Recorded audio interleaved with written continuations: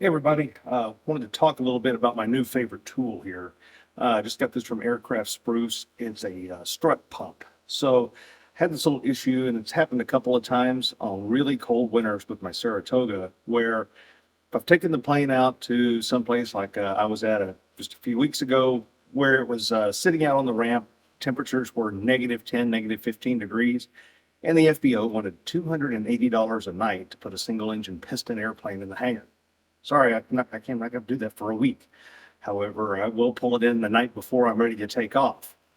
Problem is, throughout the week, with the temperature so cold, my struts basically came down. So rather than try to get a tank, and I looked at trying to get nitrogen filling and all of that type of stuff.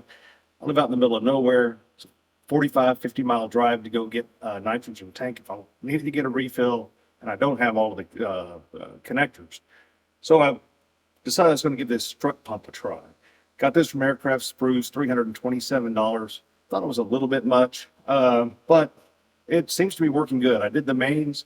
I'm going to go out and do the front gear this evening. Basically, it shows up. You add this connector onto it.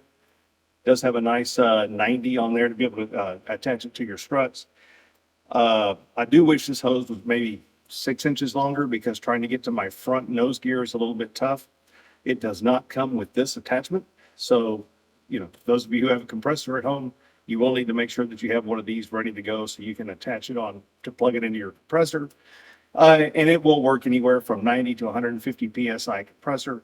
And literally all you have to do is cycle this valve right here, and it will put small chunks of really high pressure air into your struts. I'll show you what mine looks like. Got a few videos here, and so far, I'm liking it, and I think it's a good alternative for those of us that don't have access to nitrogen easily.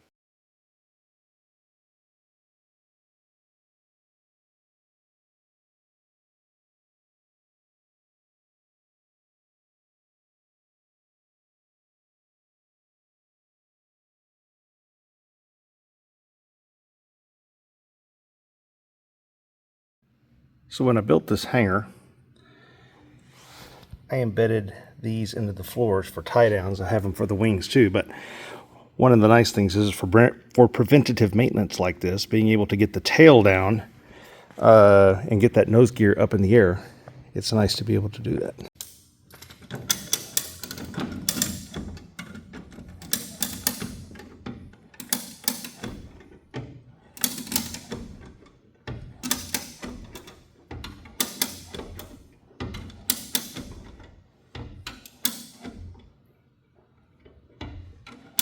I go ahead and remove the pressure off of this. I make sure everything can move freely. I'm going to check the levels of the hydraulic fluid as well while I'm doing this, and then we'll go ahead and air it up using the new tool.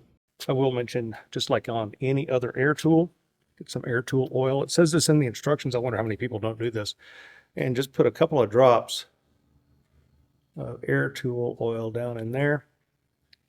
Keeps things lubricated. I have heard of companies, I don't know about this company, I have heard of companies on tools like this not honoring warranties if you haven't lubricated these. So would definitely suggest doing that.